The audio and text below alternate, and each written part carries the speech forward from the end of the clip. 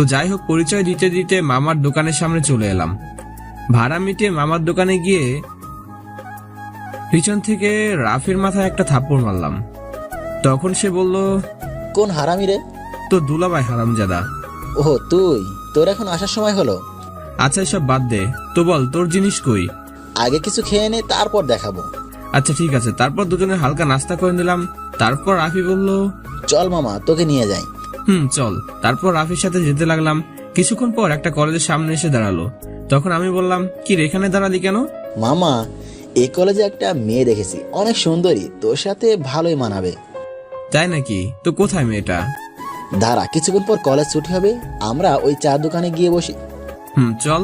দুজনে গিয়ে চার দোকানে গিয়ে বসলাম। 20 মিনিট অপেক্ষা করার পর কলেজ ছুটি হয়ে গেল। তখন আমি বললাম, কিরে কোন মেয়েটা? ওই যে নীল রঙের জামা গায়ে, ওই মেয়েটা। আমি তার কথা মতো মেয়েটির দিকে